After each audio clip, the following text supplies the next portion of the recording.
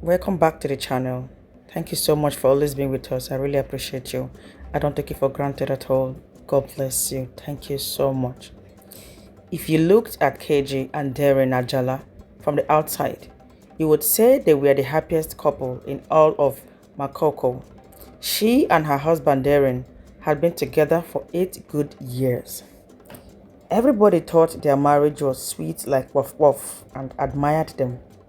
They wore matching Ankara to weddings, took selfies, even while brushing their teeth, and shared Bible verses on Facebook with other quotes like, "Get yourself a man who is the total package." Even their WhatsApp display pictures were cute. KG ran a small catering business from home, and Darren worked as a project manager in an oil firm. But like they say, all that glitters is not gold. Because behind the pictures, inside the walls of their fancy 3-bedroom flat in Iyanepaja, something was not right. It started like a small drop of water, something you think you can ignore.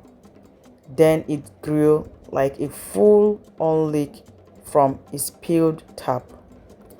Darren suddenly began staying out late. At first, it was once or twice a week, and he would give excuses like there was traffic, my love, or we had a work dinner, or men's fellowship meeting at church. KG believed him. After all, he was the man who once wrote her a 4-page apology letter for forgetting their toasting anniversary. But then, things got stranger. He started guiding his phone like it was pure gold. If it vibrated, he would jump like he suddenly sat on hot coal. Whenever she reached for his phone, even to check the time, he would appear from nowhere. Babe, why are you touching my phone?" And then he started smiling at the screen. The kind of smile people smile when they are watching sweet things or texting someone sweet. Then he would quickly say, "I was just checking work email." KG's heart started beating in small confusion. At night, while Darren slept and snored like a tiger generator, KG would lay awake staring at the ceiling and thinking deeply. Is it my imagination? Is he just stressed from work? Am I overthinking this? But deep down inside her chest, a small voice was saying something is wrong. Still, she ignored the voice.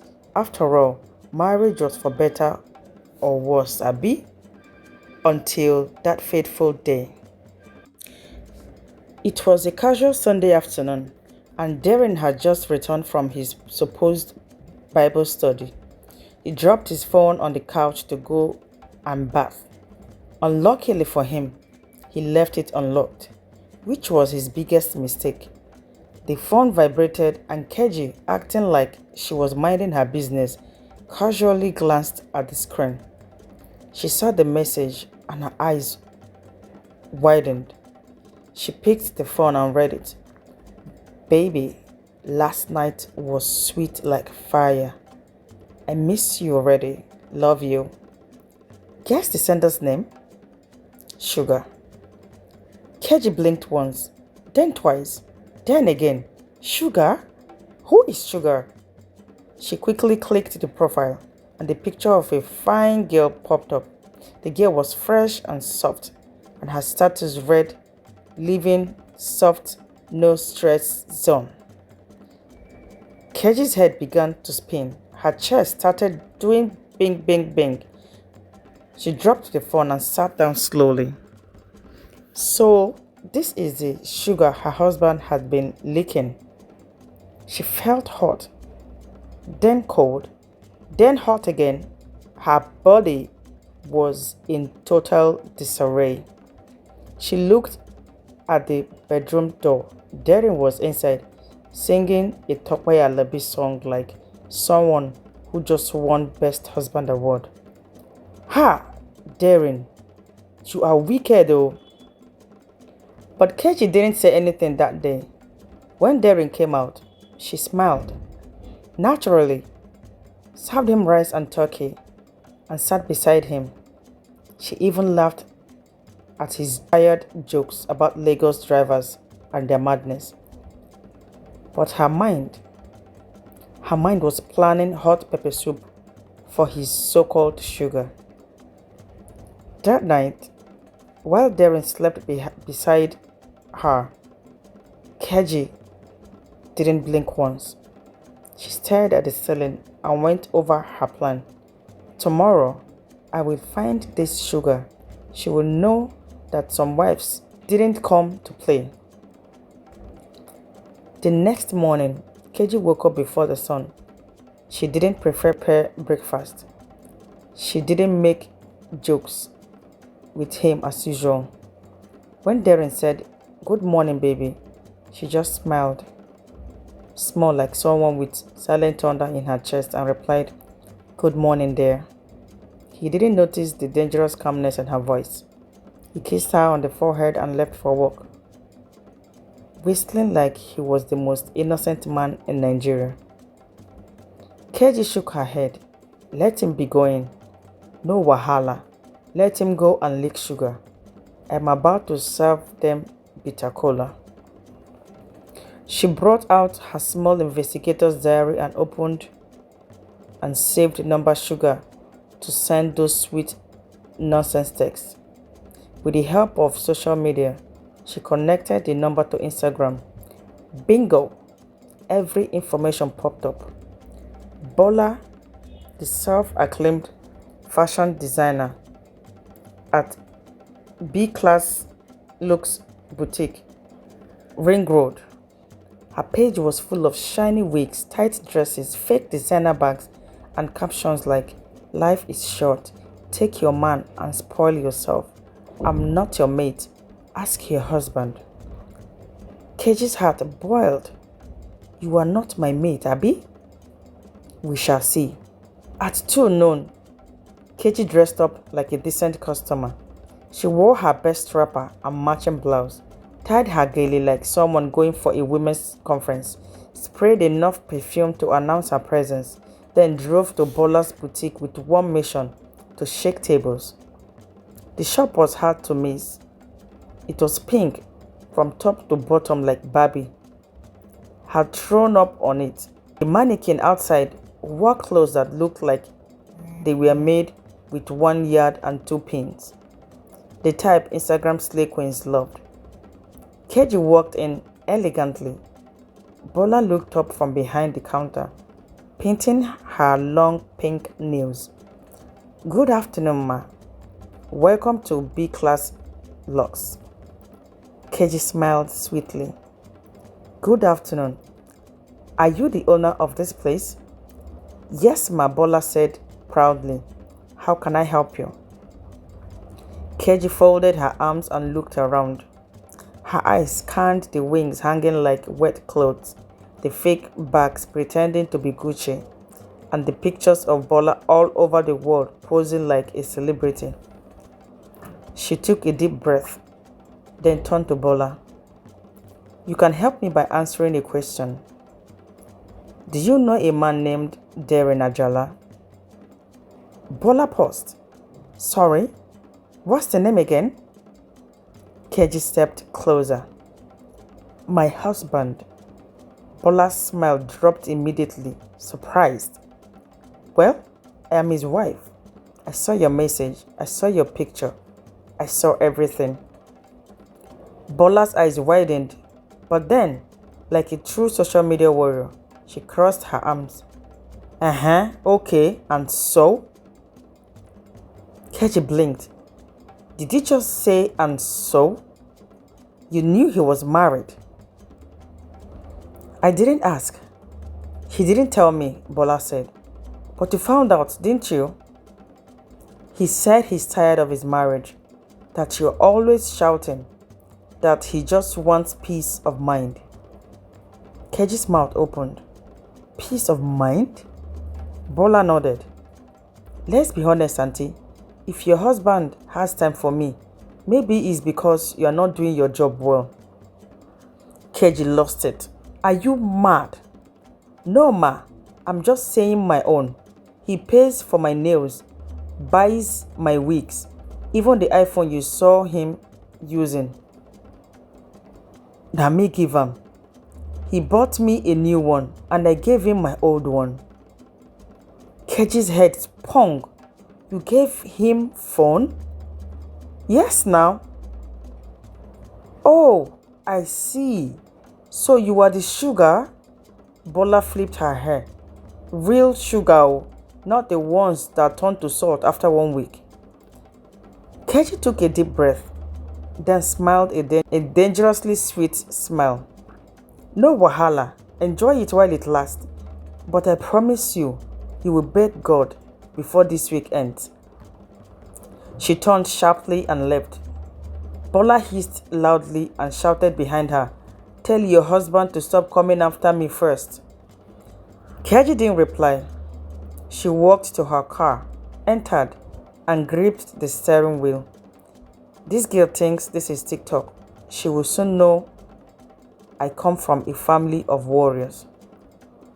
The moment Keji left, Bola picked her phone and called Darren.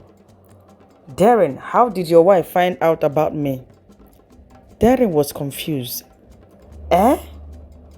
That your woman just came to my boutique and started shouting like a town crier. Do I look like your housemaid? Wait, what happened? She barged in, called me husband snatcher, threatened me, told me I will regret everything. What's wrong with your wife? Is she okay? Really? Really? I am so sorry. You better go and talk to her because next time I won't keep quiet. I will beat her blue black and show her I am not the only mad woman in Lagos. Then she ended the call. That evening, Darren returned home early and barged into the house like someone being chased. Keji, he shouted. Keji, who was peacefully folding clothes in the bedroom, raised her brow. Yes? Keji, enough of your pretense. What did you go to do at Bola's shop? Keji dropped the blouse she was folding and turned slowly. Oh, so you already heard. Well, since your dirty secret is now out, can you explain what you've been doing with your little sugar? That's not what I asked you. Why did you go to meet her? You embarrassed her. You harassed her in public. That's childish, Keji. She looked at him in silence, then burst into laughter. Wait, you are standing there calling me childish because I want the small girl that's destroying our home? You should have gone there. You should have talked to me first. Oh, really? I should talk to the man who's been lying and hiding his phone like it contains nuclear codes? The man licking sugar while I am cooking a foriro and pounding yam? I should have talked to you? Keji, stop shouting. No, let me finish. She stepped closer, fuming. You think I am a fool? Buying her phones with our money? Lying about meetings? Now you are defending her? If you want peace in this house, I give you 24 hours to apologize to her. Keji's mouth fell open. Then she laughed slowly and wickedly. Wow! So if I apologize to your sugar baby, you will not love me again, Abi? Keji, you are a big fool, and I say that with all due respect, which is zero at this point. I promise you, you will see pepper, the kind that even Yoruba herbs can't cure. She stormed out of the room. Darren stood there frozen, watching his once calm wife transform into a lioness. 4 days later, Keji sat on the bed. Darren was deep asleep, snoring like a baby. She brought out her laptop and phone and opened a secret folder labeled evidence. Inside were screenshots of Darren's messages with Bola, bank transfers to Bola, pictures of Bola inside Darren's car, even some private nudes of Bola that she got from Darren's laptop. There were voice notes too, once where Darren laughed and called Keji old school. Her eyes turned red. Old school? Ah, okay then. She opened a new Instagram and Twitter account named Wives United for Justice. She uploaded a few of the pictures, especially the worst ones, where Bola was showing too much blessing and posing like the Beyonce of Makoko. She blurred her face in some and left others untouched. The caption: some girls think they can chop people's husbands and go free. Let the world see them with a warning. She clicked post, closed her laptop, and lay beside Darren with a smile. Continue, my dear. Sleep well. Joy is coming in the morning. The next morning, Lagos was buzzing like usual. But for Bola, the boutique queen, it was a day of thunder. She woke up, stretched like a content queen, reached for her phone expecting customer messages. But her phone nearly caught fire. Over 120 missed calls, thousands of messages. Her boutique page had 5,000 new comments, harsh ones.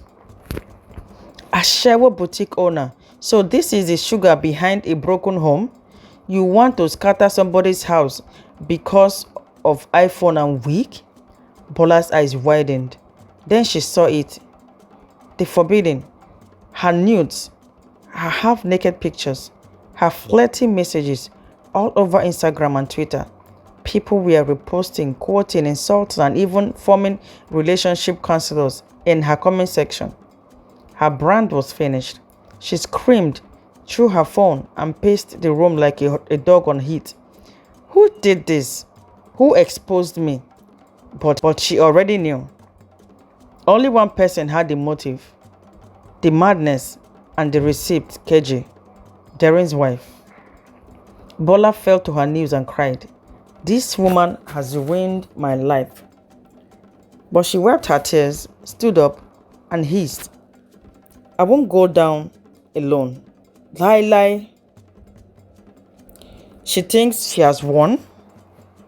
She opened a secret folder in her laptop titled My Men and Their Nonsense. Inside were videos, voice notes, and yes, nudes of Darren. Plenty. There was one of him posing in front of a mirror, one of him smiling in bed, naked like a goat. Bola's lips curled. Now let's see if the internet loves your nyash too. She opened Twitter, created a fake account named Married Men Are Mad, and posted everything with the caption, "See your sweet husband while you are washing his boxers. He's posing naked for his side chick." She clicked post, then folded her arms. Let's see who laughs last. The internet exploded again. Now, it wasn't just Bola trending. It was Darren, the mirror poser. People were laughing. So this is the Darren that drops marriage quotes on Facebook? Or yeah, come and carry your boxers, sir. Even church members were talking. His boss saw it. His mother-in-law saw it. His pastor called. Brother Darren, is this not your nyash I am seeing online? Darren wanted the ground to open and swallow him. He rushed home and burst into the living room like a madman. Keji, what have you done? But Keji sat calmly on the couch, eating suya and sipping zobo like a queen. She looked up and blinked. Welcome, husband. Don't husband me. You have destroyed me. My pictures are everywhere. Which pictures? The ones you sent to your sugar baby yourself? Or did I drag your boxers and snap you? But you went after her first. Why would you stoop so low? Me? Stoop low? Did you not stoop low when you started cheating with a girl who wears net as dress? Darren collapsed on the floor. You have ruined my career. No, Darren, you ruined your career. I just helped the world see your CV.